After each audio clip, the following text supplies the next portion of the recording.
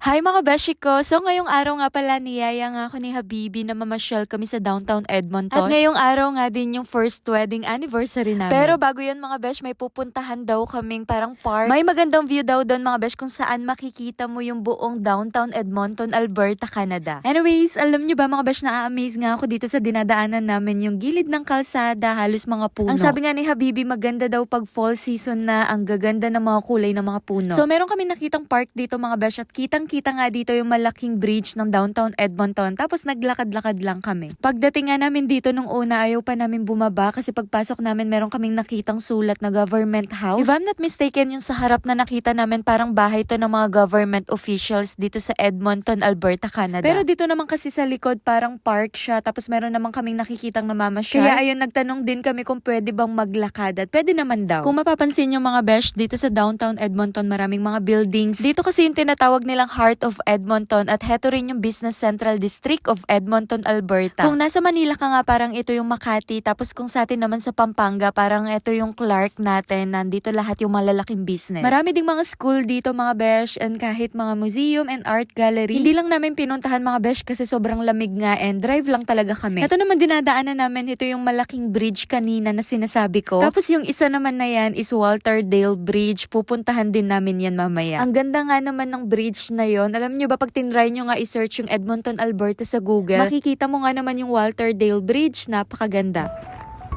Wow!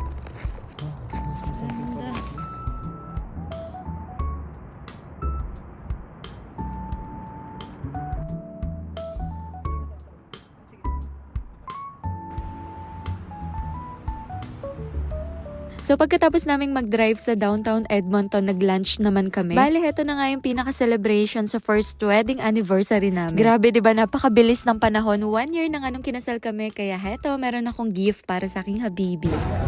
Happy anniversary! Open, open!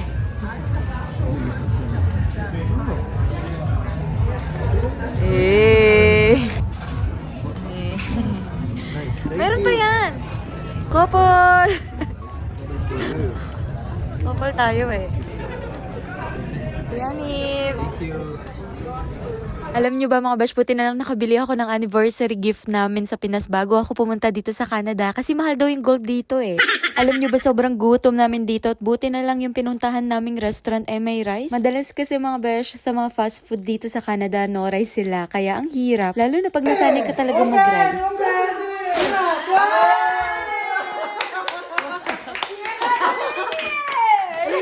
Basta na pa yung letter! Ba't yan pala, brother? At na lang palang gas.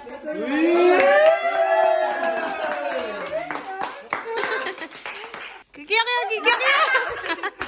Basa na pa, basa na pa.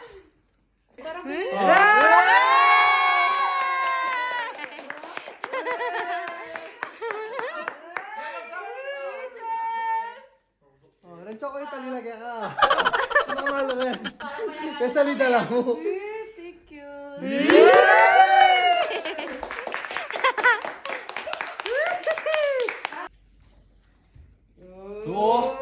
Kadagol na yung cellphone mo. So mga besh, yun lang naman yung kaganapan sa aming anniversary. Simula talaga dumating kami dito sa Canada, feeling namin ang bilis ng oras. Anyways, nung isang araw naman to at meron nga pala kaming maliit na gym dito sa basement. Para sa akin, napaka-importante sa amin na meron kaming gym sa bahay, lalo na tuwing winter kasi hindi mo na kailangan lumabas. Bigla pa nga kami pinuntahan dito ni Mami Ninang kung saan kami nag-gym, kaya ayan, napa-gym na rin siya. At hindi lang kami nag-gym dito mga besh, minsan meron ding Zumba class.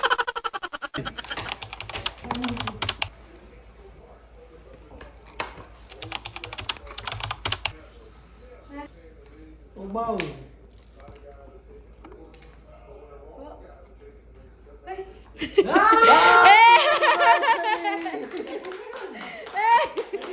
Kunin mo!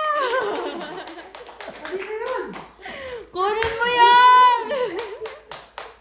Happy anniversary! My phone na!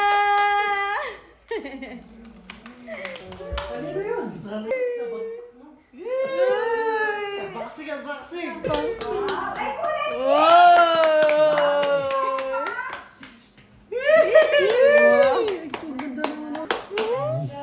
Namin iPhone. Wala ka pang case. Huwag mo muna tanggalin. Bigyan mo. Bago. Tingnan ko nga ang likod.